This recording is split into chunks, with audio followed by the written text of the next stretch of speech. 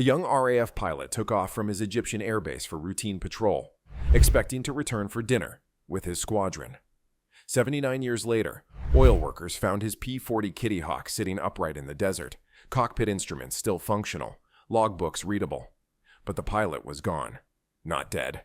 Gone. His parachute remained packed. The canopy was open. Footprints led away from the aircraft into endless sand, then vanished. He had survived the landing and walked into oblivion. Flight Sergeant Denis Copping was just 24 years old when he disappeared over the western desert. A seasoned pilot with the Royal Air Force, Copping had flown dozens of successful missions from his station at RAF Heliopolis in Egypt. His fellow airmen described him as methodical, careful, the type who triple-checked his equipment and never took unnecessary risks. He had been thoroughly trained in desert survival techniques, standard protocol for pilots operating in the unforgiving North African theater. June 28, 1942, began like any other day for the young flight sergeant. The weather was perfect, clear skies with unlimited visibility across the vast expanse of sand and stone. His assignment was straightforward, a standard navigation exercise along a well-marked route. Nothing about the mission suggested danger. Copping's P-40 Kittyhawk was freshly serviced, fueled, and ready for flight.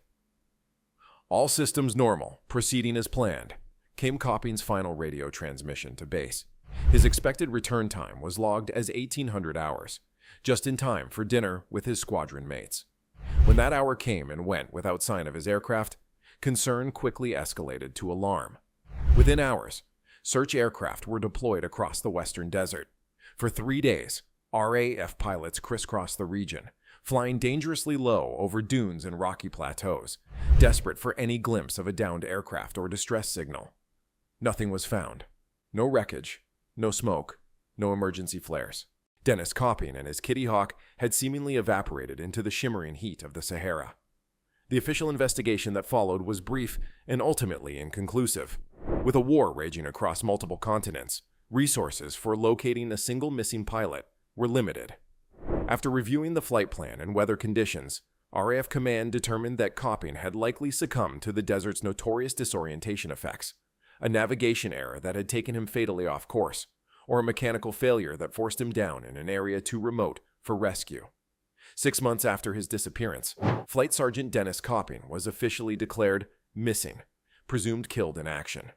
His family received the telegram that thousands of families dreaded during those dark years.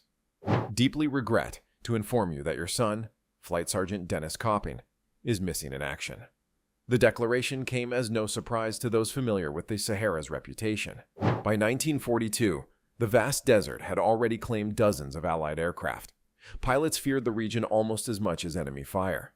Temperatures that could melt cockpit instruments, disorienting sandstorms that could strip paint from fuselage, and an endless landscape with no distinguishing features. The desert was an adversary that showed no mercy and left no evidence. Most crashes resulted in no recoverable remains, just scattered debris that would eventually be swallowed by shifting sands. Copping's name was added to war memorials. His family held a funeral without a body. Military records were filed away, and the case of the missing flight sergeant joined countless others in the archives of wartime tragedies. For 70 years, the desert kept it secret. Then, in 2012, the impossible happened. A Polish oil exploration team was surveying a remote valley in the Egyptian desert when team member Jakub Perka noticed an unusual metallic reflection among the dunes. What he discovered was beyond belief. A World War II fighter aircraft sitting upright on the desert floor. Its khaki desert camouflage faded, but still visible. The RAF roundels clear against the weathered fuselage. The aircraft was almost perfectly preserved. The P-40 Kittyhawk sat with landing gear extended, cockpit canopy open, as if its pilot had just stepped away for a moment and might return at any second. Desert conditions had mummified the plane, protecting it from the decay that would have claimed it in any other environment. Serial numbers visible on the aircraft matched those of Denis Copping's missing plane. What made the discovery even more remarkable was the condition of the aircraft. There was no impact damage. The propeller blades were intact, the engine undamaged. The fuel tanks were empty but not ruptured. Every indication suggested that Copping had not crashed, but had executed a controlled landing. A textbook emergency procedure in the flat, open terrain. Inside the cockpit, the mystery deepened. The pilot's seat was empty. the harness neatly unbuckled. Maps remained folded in their compartments. Navigation instruments were functional, frozen in time at the moment the aircraft's electrical systems finally died. The logbook was still legible, with entries written in Copping's neat handwriting. The final notation was routine, giving no indication of emergency or distress. Most telling of all was what remained in the aircraft. Copping's parachute pack was still there, unopened and secured in its proper position. This single detail eliminated any possibility that the young flight sergeant had bailed out before landing. The survival kit had been partially accessed. Water bottles were empty, and several ration tins had been opened and consumed. And then there were the footprints. Leading away from the aircraft were clear tracks in the sand, footprints that investigators determined belonged to a man of Copping's height and weight. The pattern showed a deliberate walking pace, not the stumbling of an injured man.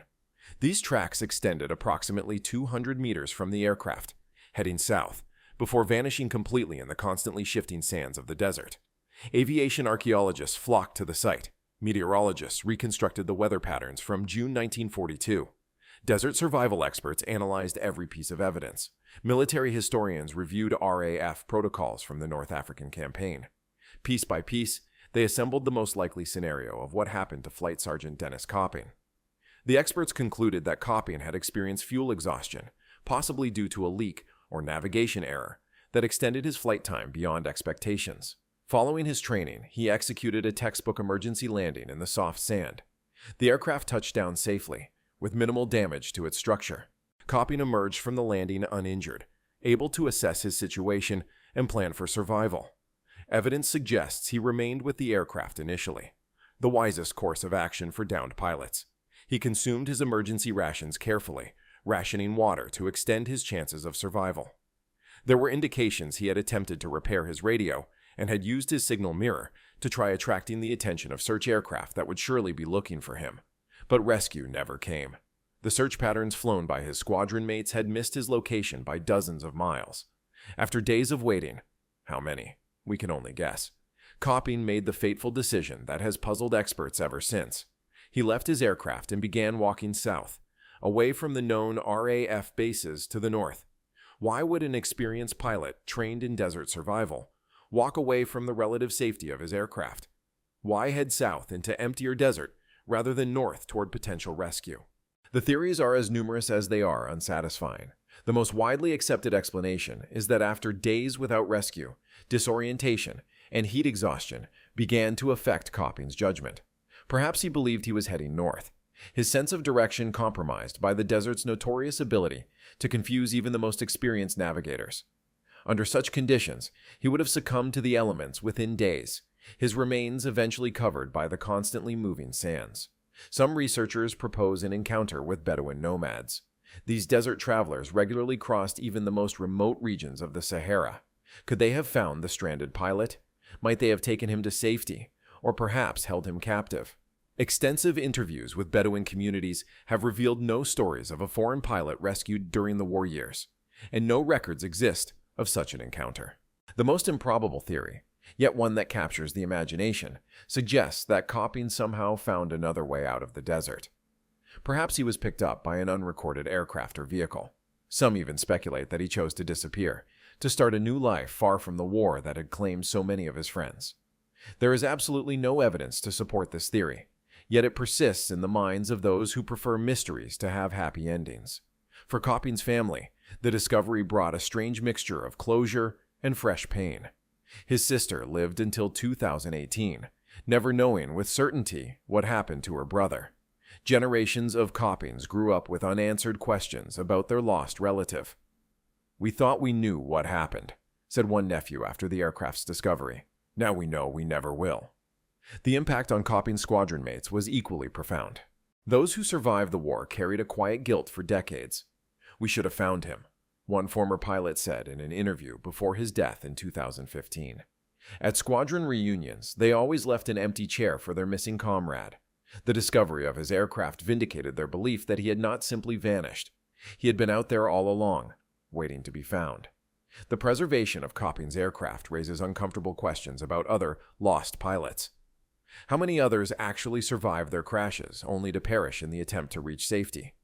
Modern military operations have incorporated lessons from cases like Copping's, developing advanced search and rescue protocols, emergency beacons, and survival equipment that might have saved the young flight sergeant's life. Today, Copping's P-40 Kittyhawk remains in the Egyptian desert. Too fragile to move without significant damage, it has been designated a protected site, slowly deteriorating under the desert sun, but serving as an unofficial memorial to the pilot who walked away from it. Aviation enthusiasts and military historians make pilgrimages to the remote location, standing in the same sand where Denis Copping made his final decision. The questions surrounding his fate remain unanswered. Why did he walk south instead of north? What happened to his remains? Did he encounter other people in the desert? Will we ever know the complete truth? Perhaps the most profound lesson from Flight Sergeant Copping's story is that some mysteries have no resolution. The desert keeps its secrets even when it reveals its treasures. Copping's fate joins the ranks of aviation's greatest unsolved disappearances, a reminder that not all wartime casualties died in battle. Some walked into eternity, one footstep at a time. Somewhere in this endless sand, Flight Sergeant Denis Copping took his final steps. The desert saw what happened next. But the desert isn't talking.